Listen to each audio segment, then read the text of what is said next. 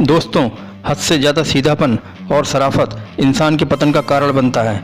हमारे सीधे व्यवहार के कारण लोग हमारा फ़ायदा उठाने की कोशिश करते हैं। कई बार हमें अपने भोले और सीधे नेचर के चलते जिल्लत भी झेलनी पड़ती है और उस वक्त हमें बहुत गुस्सा आता है। जो ज़्यादा सीधा और सभ्य बनता है, दुनिया उसी को दबाती है, उसे गुलाम समझती है, उसे जीने नहीं देती। क्योंकि आप जल्दी किसी को किसी काम के लिए मना नहीं कर पाते, कहीं उसे बुरा ना लग जाए, और उसकी बातें मानते चले जाते हैं, चाहे आपको पसंद हो या ना हो। बाद में ऐसे ही लोग धोखा और अपमान मिलने पर रोते हैं। इस बात को जितना जल्दी समझ लिया उतना आपके लिए अच्छा है।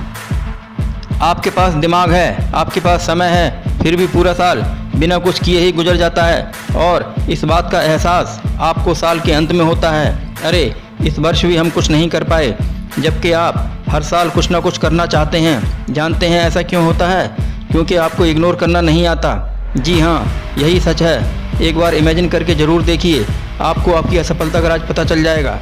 इग्नोर ना कर पाने की वजह से आप दूसरों की बातों को मानते चले जाते हैं और अपना कीमती समय बर्बाद कर देते हैं, क्योंकि आपको गुलामी करने की आदत पड़ गई है। ज़रा सोचिए, क्या आपका जन्म गुलामी करने के लिए ही हुआ है? क्या आपका अपना कोई जीवन नहीं है? दूसरों की नज़रों में तो आपने खुद को गिरा ही रखा है। क्या आपकी अपनी नज़रों में भी कोई सेल्फ रिस्पेक्ट नहीं? इस दुनिया में कोई किसी का नहीं होता, आपका अपना साथ ही सच्चा साथ होता है। इतना तो आप अपनी लाइफ में अब तक समझ चुके होंगे। आप पूरा साल इधर उधर की बेकार की बातों में बर्बाद कर देते हैं और साल का अंत हो जाता है, क्योंकि बेकार की बातों और काम को आप इग्नोर नहीं करते। और हर साल ऐसा ही होता है, क्योंकि ऐसा करने में आपको अच्छा लगता है, क्योंकि उस समय आप अपने अकॉर्डिंग कंफर्ट जोन में होते हैं। आज जिस कंफर्ट जोन की वजह से आप नेगेटिव चीज़ों को इग्नोर नहीं कर पाते, आगे का सारा जीवन आपको अनकंफर्ट जोन में बिताना पड़ता है। आप इग्नोर नहीं कर पाते क्योंकि आपका अपने मन के ऊपर नियंत्रण नहीं है। आप अपने मन से कमज़ोर हैं। आप सब जानते हुए भी चीज़ों को समझना नहीं चाहते, इसी वजह से आप दूसरों को मना नहीं कर पाते। गुलामी भरे जीवन की आपको आदत हो गई है। जिस दिन आप अपने जीवन की नेगेटिव चीज़ों को इग्नोर करना सीख गए, आपकी असफलता सफलता में बदलने लगेगी। ज़रा सोचिए, आपको किसी काम से कहीं दूर जाना पड़ता है या काफ़ी समय से लगातार पढ़ाई कर रहे हैं। ऐसा करने से आपको ऊबन होने लगती है, आप थकावट महसूस करते हैं। इस वजह से आप सही से अपना काम नहीं कर पाते या पढ़ाई नहीं कर पाते, ऊबने लगते हैं, क्योंकि उस समय आप अपनी थकान को इग्नोर नहीं कर पाते। आपने अमीर और सक्सेस व्यक्ति को देखा होगा, अपना काम करते वक्त या कहीं आते जाते वक्त वो किसी चीज़ पर ध्यान नहीं देते, क्योंकि उनका लक्ष्य उनके माइंड में होता है। वे इधर उधर की अनावश्यक बातों और सामान्य घटनाओं को इग्नोर करते हैं, और यदि आपको वो कहीं मिल जाएं, आप उन्हें ज़रूर देखेंगे। यही फ़र्क है इग्नोर करने और ना करने में। गांधी जी मीलों पैदल चला करते थे, पर थकते नहीं थे और देश को आज़ाद कराया, क्योंकि उन्होंने अपनी थकान को इग्नोर किया। अल्बर्ट आइंस्टाइन ने 999 असफल प्रयोग के बाद सफल प्रयोग किया। उन्होंने 999 असफल प्रयोग को इग्नोर किया। जैक मा की 30 बार नौकरी छूटी, फिर भी उन्होंने alibaba.com की शुरुआत की, क्योंकि इन लोगों ने अपनी असफलताओं से सीख ली। ज़रा सोचिए, अगर ये लोग भी पहले प्रयास के बाद हताश होकर बैठ जाते तो क्या इन्हें सफलता मिल पाती? अगर आपसे कोई कहे कि उस मकान की तरफ मत देखना, तो बताइए आपकी नज़रें कहाँ जाएंगी? जिस दिन आप इग्नोर करना सीख गए, आप वो पा लेंगे जो आप पाना चाहते हैं, क्योंकि आप नेगेटिव चीज़ों को इग्नोर करते हुए आगे बढ़ेंगे। कोई क्या कहता है, इससे आपको कोई फ़र्क नहीं पड़ता। कई बार ऐसा होता है, जब आप घर से किसी काम के लिए निकलते हैं, आपका कोई दोस्त आपको कहीं और ले जाता है, तो क्या आप नहीं जाते? लोग अपना काम निकलवाने के लिए आपको इस्तेमाल करते हैं। आपको सफल होने के लिए सुबह जल्दी उठना, कठिन परिश्रम करना, पंक्चुअल होने की एडवाइस मिलती रहती है, ये तो सभी जानते हैं। कई बार हमें बहुत मेहनत करने के बाद भी सफलता नहीं मिलती। सफलता के लिए आपकी पर्सनैलिटी भी गुड लुकिंग होनी चाहिए, आपके बात करने का तरीका प्रभावशाली होना चाहिए, आपकी आवाज़ में दम होना चाहिए, आपके चलने का तरीका आकर्षक होना चाहिए। गुड लुकिंग का ये मतलब कतई नहीं है कि आप दिखने में सुंदर हों, मतलब कि आपका लुक प्रभावशाली हो। चाहे आप गोरे हों या काले, आप दिखने में एक जोशीले और जिम्मेदार व्यक्ति हों। दोस्तों, निगेटिव चीज़ों, निगेटिव लोगों और अनावश्यक बातों और घटनाओं को इग्नोर करने के साथ ही आपको अपने अंदर की नकारात्मकता को भी दूर करना चाहिए। जो लोग प्रयास करने के बाद भी सफल नहीं होते या सही से सफल नहीं हो पाते, उसकी एक वजह आपके मन का डाइवर्ट होना भी है, चाहे आप एक स्टूडेंट हो, बिजनेसमैन हो, गवर्नमेंट एम्प्लॉय हो या कुछ और। ज़रा सोच कर देखिए, कई बार जब आप पढ़ने बैठते हैं, क्या आप अपना ध्यान इधर उधर की बातों में नहीं भटकाते? क्या आप पढ़ाई करते वक्त कुछ और सोचने नहीं लग जाते? क्या आप हमेशा पूरे मन से पढ़ाई करते हैं? जी हाँ, यही सच है, जिसकी वजह से कई बार आप असफल हो जाते हैं या अच्छे नंबर नहीं आ पाते। माता पिता सोचते हैं बच्चे ने मेहनत तो बहुत की लेकिन सफलता नहीं मिल पाई। अगर सफलता मिल भी गई तो मार्क्स उतने अच्छे नहीं आ पाए जितनी मेहनत की थी। यहाँ फिर वही वजह, इग्नोर नहीं किया गया और ध्यान इधर उधर की अनावश्यक बातों में भटका लिया, समय बर्बाद किया, असफल हो गए और दोष दे दिया किस्मत को। बहुत गलत बात है दोस्तों। अगर आप अपनी असफलता के लिए किस्मत को दोष देते हैं, जो लोग सफल हुए उन्होंने भी तो मेहनत की होगी, लेकिन अपने आसपास की सामान्य गतिविधियों को इग्नोर करते हुए। दोस्तों, जीवन में सफल होने के लिए बहुत दुख दर्द भी झेलने पड़ते हैं, शारीरिक और मानसिक वेदनाओं से गुजरना भी पड़ता है। बिना परेशानी उठाए कोई भी एक बार में सफलता हासिल नहीं कर सकता। दोस्तों, जीवन एक बार ही मिलता है। क्या आप दुनिया से बिना कुछ किए ही चले जाना चाहते हैं? जरा सोचिए, एक दिन आपका शरीर कमज़ोर हो जाएगा, आपका शरीर आपका साथ नहीं देगा, आप इस दुनिया से चले जाएंगे। आज आपके पास समय है, आपका शरीर आपके साथ है, फिर क्यों आलस करते हैं? क्यों इग्नोर नहीं कर पाते आप अपने अंदर नकारात्मकता को? इग्नोर करते हुए क्यों मेहनत नहीं करते? क्यों बार बार दोष देते हैं किस्मत को? दोस्तों, कई बार आपकी सफलता के पथ पर आपका हद से ज़्यादा सीधापन और भोलापन भी बाधक होता है। आपका सीधापन लोगों की ताकत बन जाती है। कई बार हमें अपने सीधे व्यवहार के कारण बेइज्जत भी होना पड़ता है। इसलिए हद से ज़्यादा सीधे मत बने रहिए और ऐसे लोगों को जो आपके सीधेपन का फ़ायदा उठाने की कोशिश करते हैं, एहसास दिलाइए कि आप उनकी बातों में आने वाले नहीं। सारा खेल मन का होता है दोस्तों। आपका मन जो कहता है आप वैसे बन जाते हो। ज़रा सोचिए, क्या आप आज का काम कल पर नहीं टालते? अगर आप ऐसा करते हैं तो सिर्फ मन के कारण। आज जो लोग असफल और हताश हुए बैठे हैं, सिर्फ मन के कारण, क्योंकि आपका मन हार चुका है। आप दोबारा प्रयास करना ही नहीं चाहते। अपने मन को शक्तिशाली बनाइए, अपने मन की ताकत को पहचानिए, अपनी असफलताओं से सीखिए और आसपास की नकारात्मकता को त्याग कर अपने लक्ष्य पर लगातार काम करिए। निश्चित आपको सफलता मिलेगी।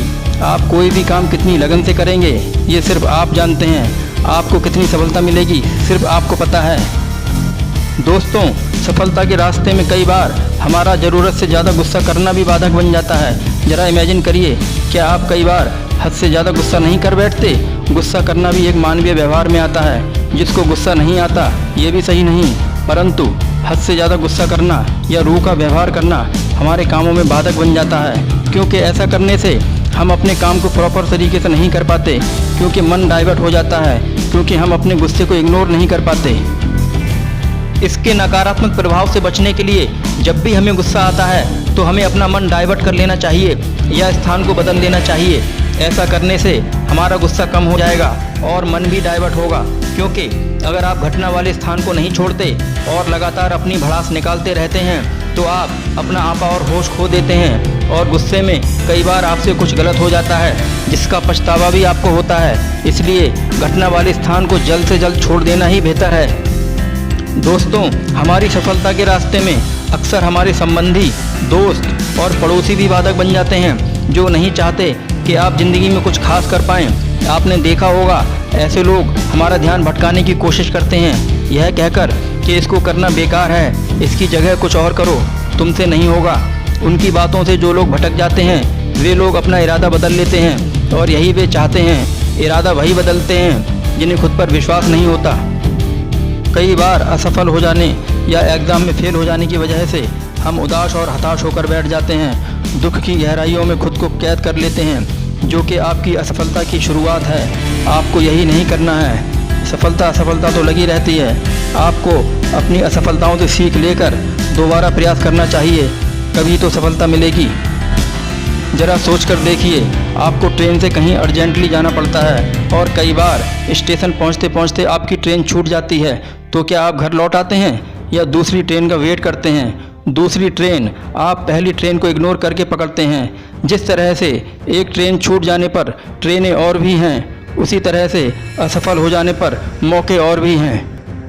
दोस्तों, हम क्या क्या कर सकते हैं सही मायने में ये सिर्फ हमें पता होता है। इसलिए किसी के बहकावे में आकर अपने लक्ष्य से पीछे ना हटें और ऐसे लोगों को और उनकी नेगेटिव बातों को इग्नोर करते हुए जीवन में आगे बढ़ने का प्रयास करें। दोस्तों, सारे फसाद की जड़ इग्नोर ना करना ही है और सारे फसाद का सॉल्यूशन भी इग्नोर करना ही है। किसी ने कुछ कह दिया, हम नाराज़ होकर बैठ गए। किसी ने डिमोटिवेट किया, हम डिस्करेज हो गए। Discouragement, demotivation, underestimation, disappointment, confusion, demoralisation, frustration, depression मानव जीवन के लिए अभिशाप हैं, असफलता के दरवाजे हैं। दोस्तों, सिर्फ एक एहसास जिसको हम इग्नोर नहीं कर पाते, बेइज्जती।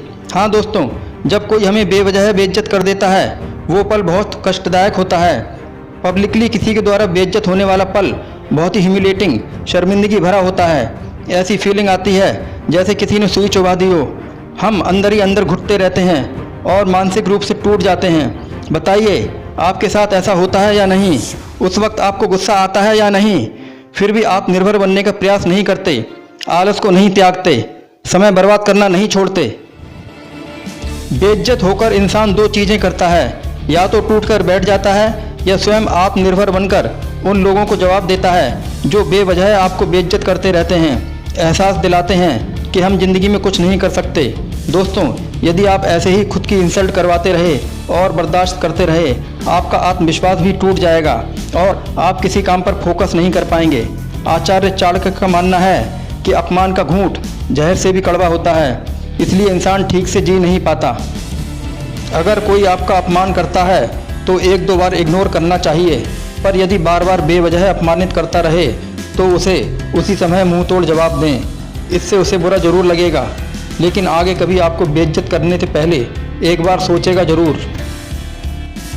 दोस्तों, मोबाइल की नीड आजकल रोटी कपड़ा मकान जैसी हो गई है। सही है, क्योंकि मोबाइल से हमारे बहुत से ज़रूरी काम पूरे हो जाते हैं। इसके अभाव में बहुत सारे काम अटके रहते हैं। हमारे पास मोबाइल ना होने पर इसकी कमी बहुत खलती है। सही है, लेकिन यहाँ बात मोबाइल के अनावश्यक और अत्यधिक यूज को लेकर हो रही है। आप अक्सर नोटिस करते होंगे, ज़्यादातर लोग घंटों मोबाइल पर व्यस्त रहते हैं। कपल्स के दिन की शुरुआत ही मोबाइल से होती है और रात को गुड नाइट नहीं बोल पाते, क्योंकि रात 12-1-2 बजे तक मोबाइल पर व्यस्त रहते हैं और AM हो जाता है। यही मोबाइल का अनावश्यक और ओवर यूज़ है। कपल्स मोबाइल के ओवर यूज़ को जानबूझकर इग्नोर नहीं करते। मोबाइल का अपने स्वार्थ के लिए ओवर यूज़ हमें अपनों से दूर करता है। पहले जब मोबाइल नहीं हुआ करते थे, हम अपनों के साथ अधिक समय स्पेंड करते थे, साथ खेलते थे, टीवी देखते थे, पढ़ते थे। पर आज इन सभी चीज़ों की जगह मोबाइल ने ले ली है। इसका अनावश्यक यूज़ हमें अपनी सफलता से दूर करता है।